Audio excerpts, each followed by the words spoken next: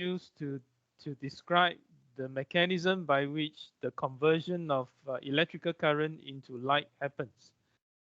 This term is called injection electroluminescence. The luminescent part of the word tells us that the light is being produced. All right, light is being emitted from the device. Now, the electro part tells us that the light is being produced by an electrical current or through an electrical means. Right, and finally, the word injection indicates that the electrical current, right, is produced through carrier injection across the forward bias PN junction.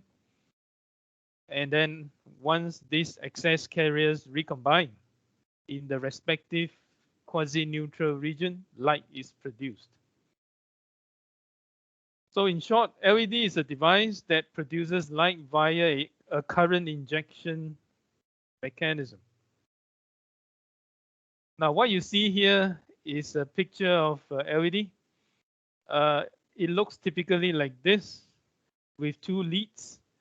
Right, the longer one denotes the anode or the positive terminal of the diode, and the shorter one denotes the negative or the cathode terminal of the diode. Now there is a hemispherical dome-shaped object here. All right, so inside this object, which is actually a plastic encapsulation, you find the PN junction.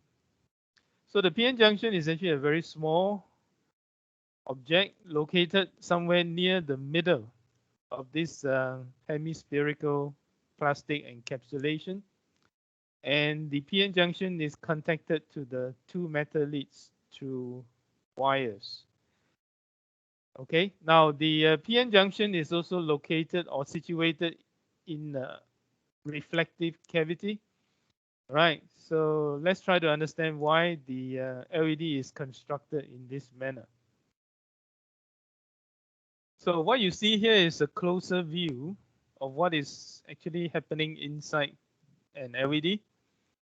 Right, the hemispherical object is actually some kind of plastic mold. Okay, and there is a purpose for shaping it like this, which we will discuss later. All right, so the there is a metallic cup that you see here. So this metallic cup is reflective. All right, so inside this metallic cup sits the PN junction. The purpose of the reflective cup is to help direct light towards the surface of the LED. All right, by reflecting light which is emitted downwards. Okay. There is an anode wire that joins the P part of the PN junction, the P region of the PN junction. Okay. Likewise, there is another wire that joins the N region. Okay, which is not very clearly shown here. Now, the figure on the left shows another example. Right, the structure is quite similar. Right, there is a cavity where the PN junction sits. Right, the cavity is made to be reflective for the same reason. Right, so there are two wires that contact the P and N region of the LED. Right, now for the picture on the right, the semiconductor is made of gallium indium nitride. It's a compound semiconductor made of three different elements: gallium, indium, and nitrogen.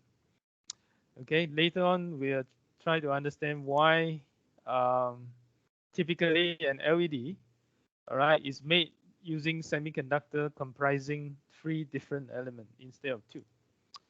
Okay. Now, in some high power LED, we have a heat sink.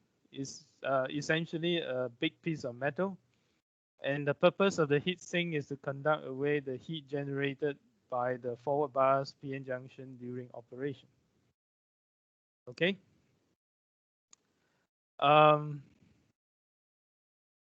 Now, you should know this very well by now. In a forward bias PN junction, right? We have majority carrier injection across the depletion region under forward bias condition, right? So when the majority carriers enter the opposite side of the junction, they become the minority carriers, and these minority carriers will diffuse along the quasi-neutral region, and as they diffuse, they recombine with the majority carriers there. Now, if the PN junction is built using a direct bandgap semiconductor, the electron-hole recombination results in the emission of photons, right? So that's the basic idea behind the LED, right? It's a very simple device. It's a forward bias PN junction built using a direct bandgap semiconductor. Now, in order for electron-hole pair recombination to happen, we need a way by which we can put a lot of electrons in a region where there are a lot of holes, and vice versa. And this is where the diode structure comes in to be very handy. Right.